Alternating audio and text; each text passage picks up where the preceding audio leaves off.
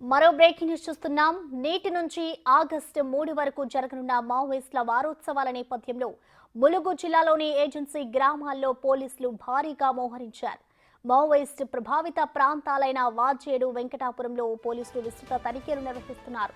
అడవుల్లో కూంబింగ్ చేస్తున్నారు. గ్రామాల్లో వాహనాల తనిఖీలు చేస్తూ అనుమానితులను అదుపులోకి తీసుకుని విచారిస్తున్నారు.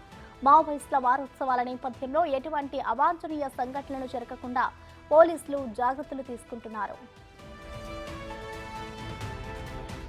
వెంకటాపురం పోలీస్ స్టేషన్లో గతంలో సానుభూతి పరులను పిలిపించి మావోయిస్టులకు సహకరిస్తే కఠినమైన చర్యలు తీసుకుంటామని పోలీసులు హెచ్చరించారు. గిరిజన గ్రామాల్లో, గూడారాల్లో కార్డన్ సెర్చ్ నిర్వహిస్తున్నారు.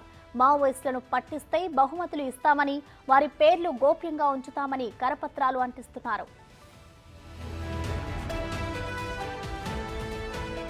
బాంబ్ స్క్వాడ్, డాగ్ స్క్వాడ్ బృందాలతో వాహనాలు, కల్వర్ట్లను తనిఖీలు చేస్తున్నారు. మావోయిస్ట్ టార్గెట్లో ఉన్న వ్యక్తులను సుదూర ప్రాంతాలకు వెళ్లాలని సూచించారు. దీంతో ఏజెన్సీలో ఎప్పుడు ఏం జరుగుతుందో అని ప్రజలు భయాందోళనకు గురవుతున్నారు. దీనిపై మరిన్ని అప్డేట్స్ మా ప్రతినిధి వేణు అందిస్తారు. వేణు.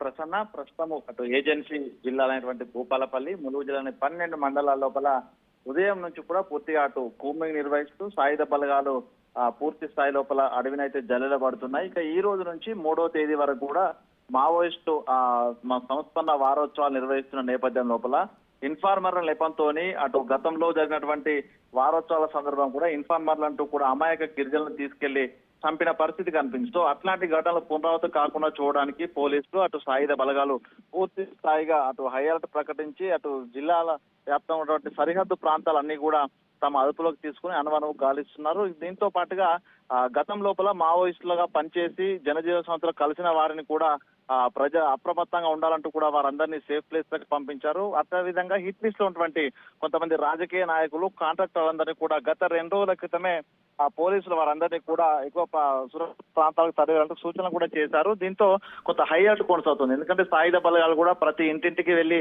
సోదాలు చేయడము, ఆ ఏజెన్సీ జిల్లాలకు వచ్చేటువంటి ప్రతి వాహనాన్ని క్షుణ్ణంగా తనిఖీ చేస్తుండడంతో ఏం జరగబోతున్నట్టు ఒక భయాందోళన ప్రస్తుతం అయితే అటు గిరిజన గూడాలు అయితే భయం గుప్పిట్లో ఉన్న పరిస్థితి కనిపిస్తోంది. ఇక 3వ తేదీ వరకు కూడా ఈ వారోత్సవాలు జరుగుతున్నాయి కాబట్టి ఈ రోజు లోపల ఎవరు కూడా ప్రజాప్రతినిధులు ఆ లోకల్లో ఉండొద్దంటూ కూడా ఇప్పటికే స్పష్టమైన ఆదేశాలు జారీ చేశారు. దీంతో పూర్తిగా డ్రోన్లతోని కూడా ఈ అటవీ ప్రాంతాల లోపల పహారా అయితే కొనసాగుతుంది. మొత్తానికి ఈ వారోత్సవాల సందర్భం కూడా మావోయిస్టుల ఉనికిని చాటుకునేందుకు, అదే విధంగా ఛత్తీస్గఢ్ బార్డర్ లో 4 రోజుల క్రితం కూడా ఎన్కౌంటర్ జరిగి మావోయిస్టులు మృత్యువాత పడ్డారు. సో దానికి ప్రతీకార చర్యలుగా వాళ్ళు ఏదైనా దుశ్చర్య పాల్పడే అవకాశం ఉండడంతో కూడా కొంత హై అలర్ట్ అయితే కొనసాగుతా ఉంది. ప్రసన్న. Thank you Venu.